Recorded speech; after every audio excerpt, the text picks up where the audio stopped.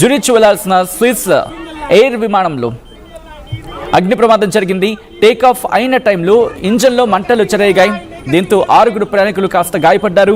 232 మంది ప్రయాణికులు, మొత్తం సిబ్బంది సహా 232 మంది ప్రయాణికులు ఆ స్విస్ ఏరోప్లేన్లో ఉండడం జరిగింది. ఆ ఫ్లైట్లో ఉన్నారు. ఢిల్లీలోని ఇందిరాగాంధీ ఇంటర్నేషనల్ ఎయిర్పోర్ట్ ఆదివారం ఉదయం పెను ప్రమాదం నుంచి త్రుటిలో తప్పించుకుందనుకోవడంలో అతిశయోక్తి లేదు. జూరిచ్ వెళ్లాల్సిన స్విస్ ఎయిర్ విమానం రన్వేపై టేకాఫ్ అవుతున్న టైంలో ఒక్కసారిగా ఇంజన్లో మంటలు చెలరేగాయి. దీంతో తీవ్ర కలకలం రేగింది. ఫ్లైట్ రన్ చేస్తున్న క్రమంలో అక్కడ ఏంటంటే ఒకసారి మాట్లాడుకుంటే ఆ ఫ్లైట్కి సంబంధించి పైలట్ కాస్త జాగ్రత్తగా వ్యవహరించారు, ఆచితూచి వ్యవహరించారు. పైలట్ కాస్త సమయస్ఫూర్తితో వ్యవహరించడం కారణంగా వందలాది మంది ప్రాణాలు దక్కాయని చెప్పుకోవాలి. ఎందుకంటే ఇది కరెక్ట్గా రాత్రి 1:08 ప్రాంతంలో జరిగింది.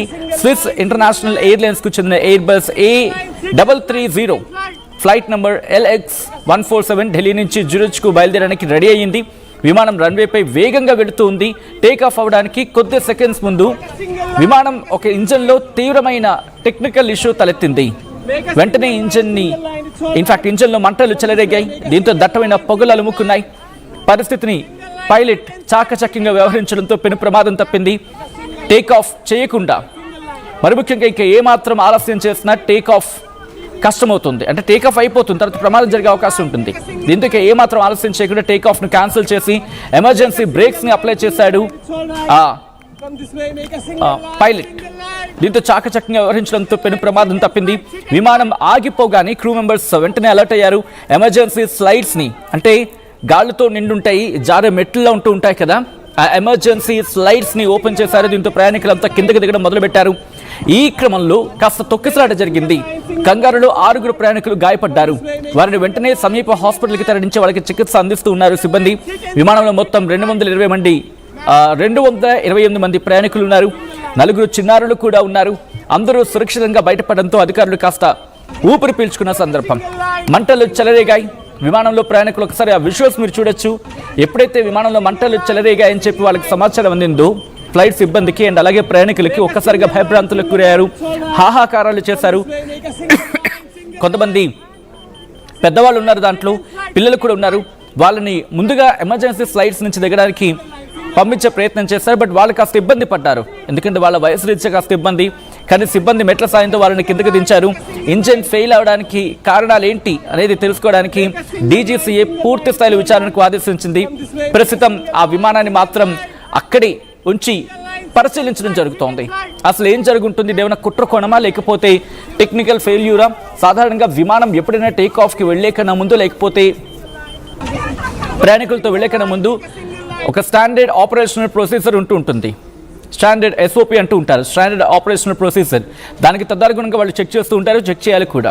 ఒకవేళ విమానం గాల్లో లేచిన తర్వాత ఈ ప్రమాదం జరిగి ఉంటే కనుక బహుశా ఊహించడానికే ఒళ్ళు గగురుపాటు గురయ్యే సందర్భం. ఎందుకంటే కేవలం దాంట్లో ఉన్న ప్రయాణికులే కాదు, ఆ ప్రయాణికులతో పాటు ఆ విమానం ఎక్కడైనా కూలితే బహుశా ఈ మాట అన్నారంటే కాస్త ఇబ్బందిగా అనిపిస్తూ ఉంది. బట్ బహుశా పైలట్కి ఇక్కడ మనం కృతజ్ఞతలు చెప్పుకోవాలి ప్రయాణికులంతా కూడా. ఎందుకంటే పైలట్ చాలా చాకచక్యంగా వ్యవహరించారు. మీరు చూడొచ్చు, ఎమర్జెన్సీ స్లైడ్స్ ఉన్నాయి కదా, మీరు చూస్తే డోర్స్ ఎమర్జెన్సీ స్లైడ్స్ అంటూ ఉంటారు, వాటిని వెంటనే ఓపెన్ చేశారు. వాటి నుంచి ప్రయాణికుడిని కిందకి దించుతున్న విజువల్స్ మీరు చూడొచ్చు. ఎమర్జెన్సీ టీం అక్కడికి చేరుకుంది. రెస్క్యూ ఆపరేషన్ స్పీడప్ చేయడం జరిగింది. ఆ ఫ్లైట్కి సంబంధించి 4 ఎమర్జెన్సీ, అఫ్కోర్స్ దేనికైనా ఎమర్జెన్సీ డోర్లు ఉంటూ ఉంటాయి. ఎమర్జెన్సీ డోర్స్ని యాక్టివేట్ చేస్తారు. మెట్లు కాకుండా స్లైడ్స్లో ఉంటూ ఉంటాయి. ఎందుకంటే దాంట్లో దొర్లే విధంగా బయటకు వచ్చేసే పరిస్థితి ఉంటుంది.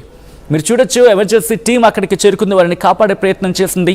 విండోల సాయంతో, అక్కడున్న ఎమర్జెన్సీ ఎగ్జిట్ సాయంతో వాళ్ళని బయటకు తరలించే, వాటిని బయటకు తీసుకొచ్చే ప్రయత్నాలు జరుగుతూ ఉన్నాయి.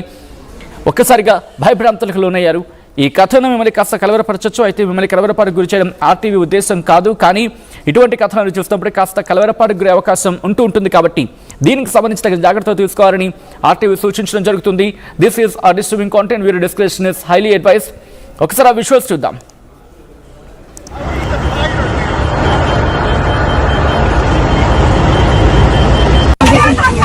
Single line, make a single line. Make a single line, it's all right. Come this way, make a single line, single line. Single line, sit and slide, sit and slide. Ma'am, make a single line. Single line, single line. Single line, easy, easy.